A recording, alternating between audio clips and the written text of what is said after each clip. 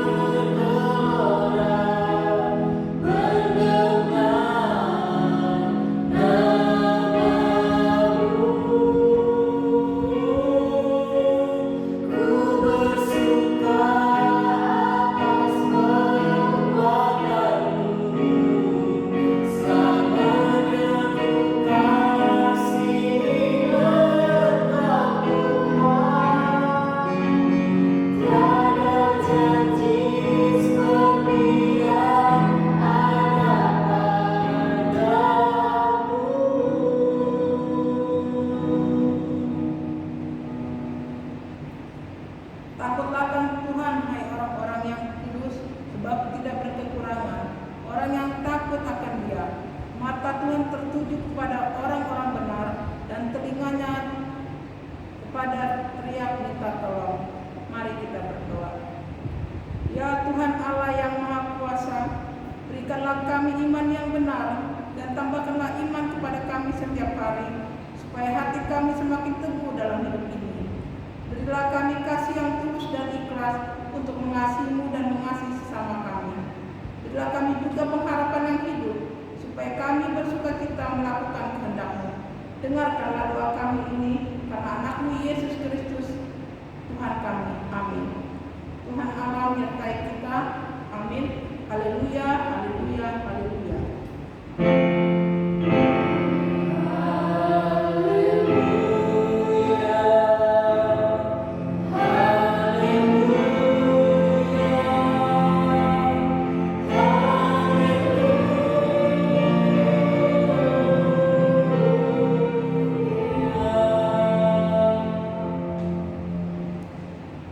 Marilah kita mendengar firman Tuhan yang kita ambil dari Tita ke-5, yaitu hormatilah orang tuamu agar engkau berbahagia dan lanjut umurmu di bumi yang diberikan Allah kepadamu. Mari kita sama-sama berdoa memohon kekuatan kepada Tuhan. Ya Tuhan, berilah kami kekuatan untuk meluruhi segala firman-Mu. Amin. Mari kita bernyanyi. Shalom adik-adik. Shalom Kak. Apa kabarnya hari ini? Luar biasa. Yes, yes, yes. Ya, adik-adik yang di rumah aja, kalau udah bangkit berdiri. Yuk bangkit berdiri. Kalau mau tes dulu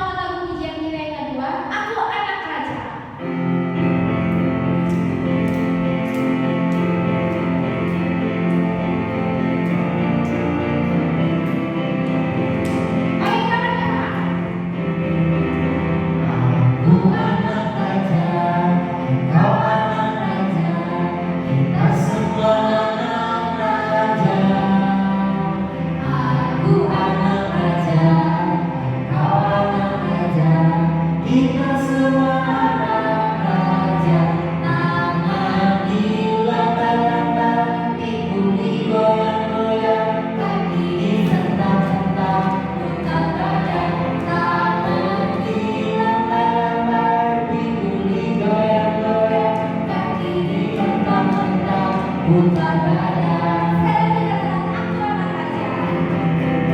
Aku anak raja, engkau anak raja, kita semua anak raja. Aku anak raja, engkau anak raja, kita semua anak raja. Tanah dilambai-lambai, pintu digoyang-goyang, kaki dihentak-hentak, putar badan. Tanah dilambai-lambai, pintu digoyang-goyang, kaki dihentak-hentak, putar badan. Oke, jadi boleh duduk kembali. Kita mau mengumpulkan persembahan. Adik-adik persiapkan persembahannya, dilipat yang rapi dan telah ditaruh kanan. Sebelum itu, adik-adik boleh doakan persembahan adik-adik. Berdoa dimulai.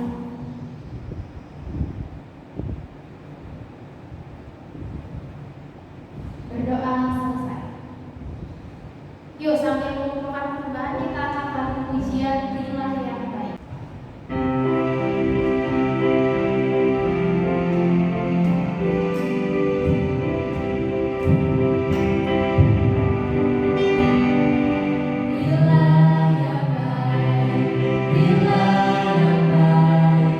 Tuhan sudah berikan yang terbaik. Apa yang kau beri, berilah sekarang. Tuhan pasti balaskan dan berkati kau selamanya. Berilah yang baik, berilah yang baik. Tuhan sudah memberikan yang terbaik. Apa yang kau beri, berilah sekarang.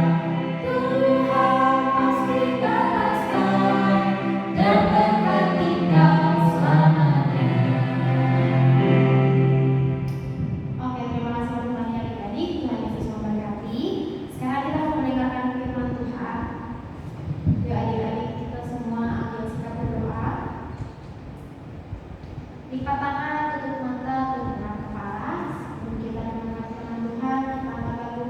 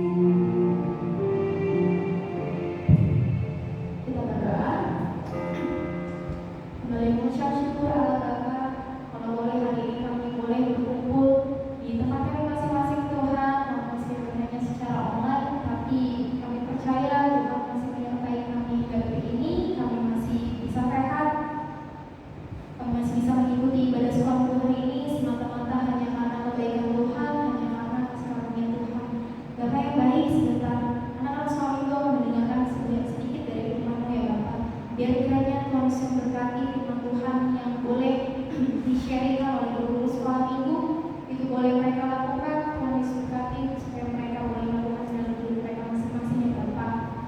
Berkati juga guru sekolah minggu yang akan membawakan firman Tuhan, berbicara melalui mereka ya Bapak. Terpujilah nama Tuhan. Dalam nama Yesus kami berdoa syukur. Haleluya. Amin. Shalom adik-adik, apa kabar semuanya? Kakak yakin adik-adik semuanya sehat, bersuka cita, bersemangat karena sebentar lagi juga kita akan merayakan hari kelahiran Tuhan Yesus. Hari Natal akan segera tiba. Jadi adik-adik, mari kita terus semangat untuk menyambut hari kelahiran Tuhan Yesus. Nah, kalau adik-adik lagi kurang sehat, kurang enak badan, tetap semangat ya, cepat sembuh ya. Yuk, sekarang kita mau dengerin firman Tuhan dulu. Firman Tuhan hari ini itu dari Kisah Para Rasul pasal 5 ayat pertama, ayat 1 sampai ayat ke-11. Kisah Para Rasul pasal 5 ayat 1 sampai 11. Adik-adik boleh baca di rumah nanti ceritanya ya. Ceritanya tentang Ananias dan Safira. Nah, kakak ceritain aja buat adik-adik. Jadi di zaman dahulu, di zaman waktu itu, jemaat-jemaat Tuhan, orang-orang yang pergi ke gereja gitu ya, orang-orang yang bergereja, berjemaat, percaya sama Tuhan itu disebut dengan jemaat. Jadi kita ini disebut dengan jemaat. Jemaat di mana? Di gereja HKI Taman Mini gitu. Nah, jemaat-jemaat pada saat itu kan belum punya gereja yang seperti kita kayak gini ya, tapi mereka beribadah di rumah-rumah ibadah. Bukan di rumah-rumah ibadah, maksudnya di rumah-rumah orang-orang yang percaya gitu, dari satu rumah ke rumah yang lainnya, seperti itu. Nah, orang-orang pada saat itu mempersembahkan persembahan mereka dengan apa yang ada dalam diri mereka. Jadi mereka orang-orang yang mampu membantu orang-orang yang kurang mampu, mereka yang bahkan punya tanah atau punya sesuatu yang bisa dijual untuk membantu orang lain, menolong orang-orang yang kurang mampu dalam perkumpulan mereka, ada teman-teman jemaat yang lain gitu. Mereka menjual harta miliknya terus dipersembahkan. Nah, persembahan itu diletakkan di kaki para rasul, maksudnya diberikan melalui rasul. Nah, pada saat itu rasul yang diceritakan di Kisah Para Rasul ini adalah Rasul Petrus. Nah, dari antara sekian banyak jemaat itu ada orang yang namanya Ananias dan Safira. Ananias dan Safira ini adalah sepasang suami istri, yang suaminya itu Ananias, yang istrinya Safira. Nah, mereka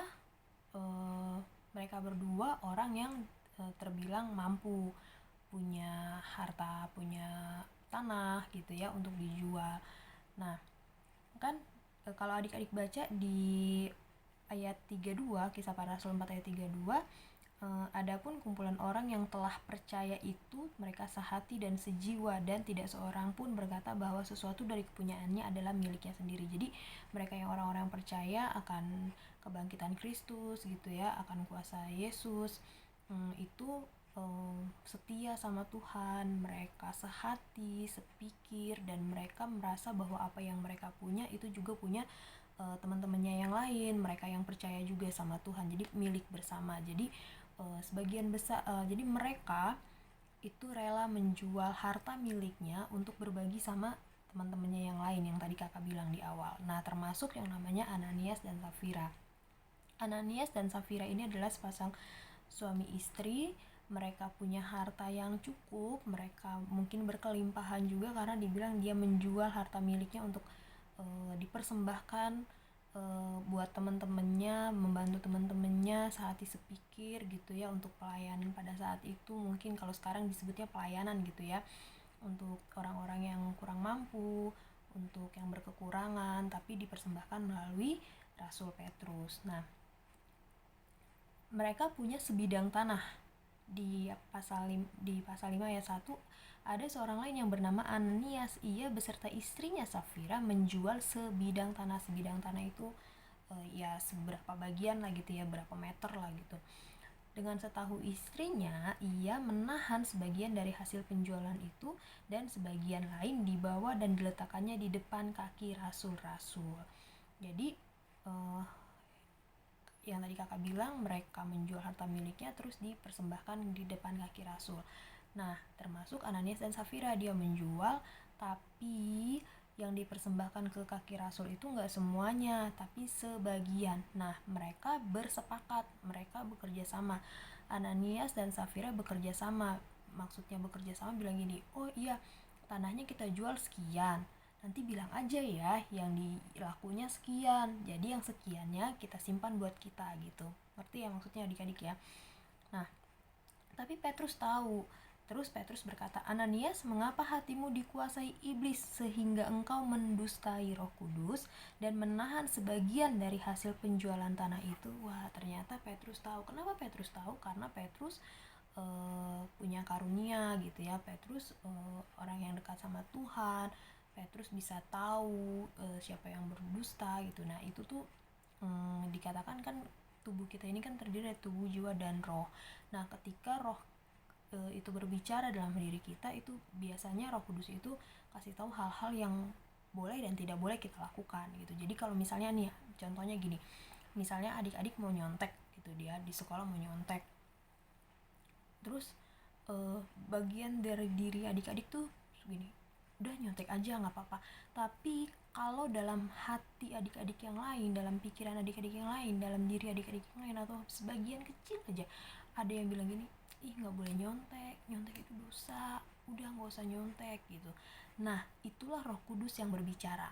Nah, jadi Rasul Petrus pada saat itu juga tahu ya, karena memang dirinya merupakan alat Tuhan gitu ya, orang yang dipakai Tuhan untuk mempersembahkan persembahan dari orang-orang untuk digunakan dalam pelayanan mereka pada saat itu. Nah, jadi Petrus tahu, maka dia bisa bilang, hati Ananias dikuasai oleh iblis sehingga engkau mendustai Roh Kudus. Di pasal ayat 4, selama tanah itu tidak dijual, bukankah itu tetap kepunyaanmu? Dan setelah dijual, bukankah hasilnya itu tetap dalam kuasamu? Katanya gitu. Engkau bukan mendustai manusia, tetapi mendustai Allah. Nah, kenapa disebut mendustai Allah?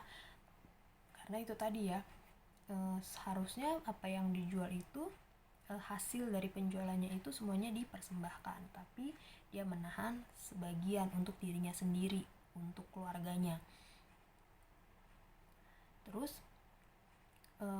mengapa engkau merencanakan perbuatan itu dalam hatimu? Engkau bukan mendustai manusia, tetapi mendustai Allah. Ketika mendengar perkataan itu, rebahlah Ananias dan putuslah nyawanya. Jadi ketika Ananias mendengar bahwa ia mendustai Allah, bukan mendustai manusia, dia langsung jatuh, rebah itu jatuh, terus putus nyawanya, terus langsung meninggal.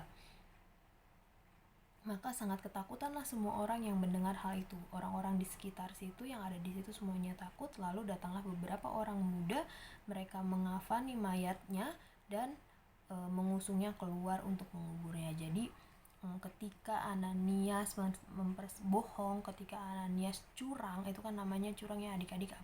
Misalnya gini, tanahnya misalnya dijualnya 10 juta, terus yang 5 juta harusnya cara hidup jemaat pada saat itu kalau lakunya 10 juta, ya udah 10 jutanya semuanya dipersembahkan gitu, dan itu akan digunakan untuk pelayanan. Kalau sekarang bahasanya pelayanan, tapi kalau bahasa itu waktu itu adalah untuk sesama mereka gitu ya. Nah, harusnya dipersembahkan semua, tapi Ananias sama Safira bekerja sama-sama udah nanti bilang aja yang lakunya 5 juta supaya 5 jutanya buat mereka gitu. Nah, itu kesepakatan atau itu kecurangan yang Rasul Petrus bilang bahwa itu mendustai Roh Kudus dan itu nggak boleh. Nah, pada saat dipersembahkan yang sebagian itu memang nggak disebut ya, berapanya nggak disebut ya, hanya sebagian. Nah, ini yang 10 juta ini hanya perumpamaan misalnya. Nah, yang sebagian itu dipersembahkan, Petrus tahu, Petrus bilang dia mendustai Roh Kudus, Ananias mendustai Roh Kudus, yang didustai adalah Allah bukan manusia, maka putuslah nyawanya, dia langsung mati. Terus langsung dibawa, dikafanin sama orang-orang muda yang ada di sekitar itu, terus langsung dibawa keluar untuk dikuburkan. Nah, kira-kira di ayat 7 lanjut ya, kira-kira 3 jam setelah itu, 3 jam kemudian, 3 jam setelah Ananiasnya mati dan dikuburkan, masuklah istri Ananias. Tadi siapa namanya? Safira. Masuklah istri Ananias, tapi nggak tahu apa yang terjadi karena Safira tadi nggak ada di sana. Terus Petrus ngomong sama si Safira, katakanlah dengan harga sekiankah, katakanlah kepadaku, dengan harga sekiankah tanah itu kamu jual? Terus kata Safira, iya betul. Wah, berarti dia kerjasama kan. Mungkin kayak tadi, mungkin kan yang kakak bilang, mungkin dari harga 10 juta sebenarnya, terus yang dipersembahkan 5 juta. Terus Petrus nanya ke Safira, Safira bener nggak yang jual tanahnya harganya 5 juta gitu. Nah terus Safira jawab, iya betul. Nah tahu lagi nih Petrus kalau Safira juga bohong. Terus kata Petrus di ayat 9, mengapa kamu berdua bersepakat untuk mencobai roh Tuhan? Lihatlah orang-orang yang baru mengubur suamimu berdiri di depan pintu dan mereka akan mengusung engkau juga, katanya gitu. Jadi pada saat itu orang-orang yang habis kuburin si Ananias datang juga di situ. Terus karena Petrus tahu Safiranya bohong, Petrus bilang, tuh orang-orang yang habis kuburin suami kamu, dia juga akan bawa kamu keluar juga, bakalan nguburin kamu juga, katanya gitu. Ayat 10, lalu rebahlah perempuan itu seketika itu juga di depan kaki Petrus dan putuslah nyawanya. Jadi Safira juga mati saat itu juga. Terus orang-orang yang tadi datang, yang tadi kuburin suaminya juga mengafani dia dan menguburkan dia juga keluar. Maka sangat ketakutanlah seluruh jemaat dan semua orang yang mendengar hal itu. Jadi Ananias dan Safira, orang yang mencoba untuk berdusta, orang yang mencoba untuk bohong, orang yang mencoba untuk curang dengan pelayanannya, dengan apa yang dia lakukan daripada apa yang seharusnya dia lakukan, Tuhan punya kuasa saat itu juga Tuhan bisa cabut nyawanya. Nah adik-adik, mungkin kecurangan kita nggak seperti itu sekarang. Mungkin kita bisa curang dalam sisi hal yang lain, dalam hal mencontek misalnya, dalam hal pinjam punya teman terus nggak kita pulangin, atau dalam hal banyak hal lainnya yang bisa kita lakukan yang mungkin menurut kita enggak, itu bukan kecurangan gitu. Tapi ingat, ketika kita mau melakukan kesalahan terus ada Roh Kudus yang berbicara untuk jangan kayak gitu, jangan, nggak boleh kayak gitu. Nah itu artinya Roh Kudus sedang berbicara dalam hati kita. Nah jangan sampai kita mendustai Roh Kudus, jangan sampai bikin Roh Kudus itu sedih. Nah kakak berharap kita sama-sama belajar untuk jadi anak yang bijaksana, tahu mana yang baik, mana yang tidak baik, tahu mana yang benar, mana yang salah. Nah seharusnya sebagai pasangan suami istri, si Safira mengingatkan suaminya kalau itu nggak boleh. Nah adik-adik juga nanti kayak gitu. Kalau adik-adik melihat teman adik-adik atau mungkin mama papa kita mau coba melakukan kecurangan gitu ya, kecurangannya tuh banyak banget gitu. Ada banyak kecurangan yang sebenarnya bisa terjadi tanpa kita sadari. Nah kita boleh ingetin, nggak boleh kayak begitu gitu. Misalnya ada orang yang mau ngatain temennya, kita boleh ingetin, nggak boleh kayak gitu. Nah itu namanya anak yang bijaksana, anak yang tahu mana yang boleh dilakukan dan mana yang tidak boleh dilakukan. Nah mungkin memang kita nggak langsung mati kayak Ananias dan Safira, tapi mungkin juga bisa langsung. Tapi kalau pun itu terjadi, ya kita harus dalam keadaan siap gitu ya untuk menerima setiap hukuman yang akan dihadapkan untuk kita gitu. Nah jadi tapi sebagai anak-anak Tuhan kita harus yakin, kita harus percaya, kita harus bisa melakukan hal yang baik yang menyenangkan hati Tuhan. Itu ya adik-adik, mari kita belajar untuk jadi anak yang bijaksana, bisa tahu mana yang baik dan yang buruk, mana yang benar dan salah, mana yang boleh dilakukan dan yang tidak boleh dilakukan. Yuk kita berdoa ya. Tuhan Yesus yang baik, terima kasih Tuhan, sungguh kami mengucap syukur kalau hari ini kami sudah belajar tentang Ananias dan Safira yang mencoba untuk curang dan Tuhan langsung memberikan hukuman kepada mereka dengan mencabut nyawa mereka. Tuhan, biarlah kami boleh belajar dari keadaan ini, dari cerita ini, supaya kami boleh memperoleh hati yang bijaksana untuk melakukan apa yang baik, apa yang tidak boleh kami lakukan, supaya kami tidak melakukannya, supaya kami bisa menyenangkan hati Tuhan. Tuhan yang menolong kami, Roh Kudus yang membimbing kami untuk mengingatkan kami terhadap apa yang harus kami lakukan sebagai anak-anak Tuhan, supaya kami boleh menyenangkan hati Tuhan, membuat orang tua kami bangga, membuat orang-orang di sekitar kami senang dan diberkati dengan keberadaan kami. Terima kasih Tuhan Yesus, berkati kami semua, berikan kami kesehatan, umur panjang, sukacita dan damai sejahtera. Selamatkan Indonesia, pulihkan Indonesia, supaya kami boleh kembali beribadah bersama-sama lagi di sekolah minggu. Terima kasih Tuhan, di dalam nama Tuhan Yesus Kristus, Tuhan dan Juru Selamat kami yang hidup, kami berdoa dan mengucap syukur. Haleluya, amin. Tuhan berkati adik-adik. Oke adik-adik, aku undang untuk bagi berdiri. Kita mau akhiri ibadah kita hari ini. Sebelum itu kita akan lakukan dan kita akan belajar.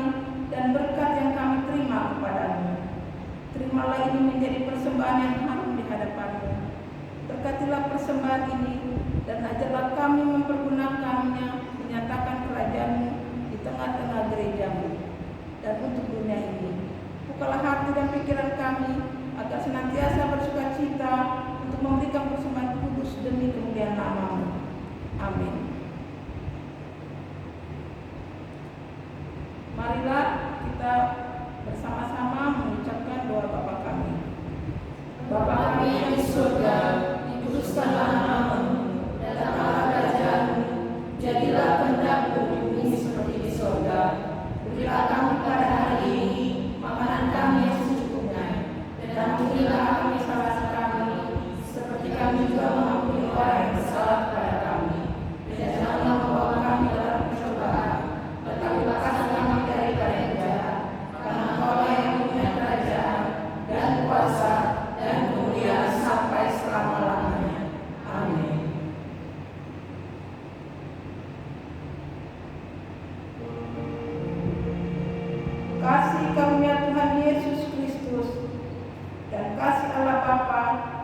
persekutuan Roh Kudus menyertai kita sekalian.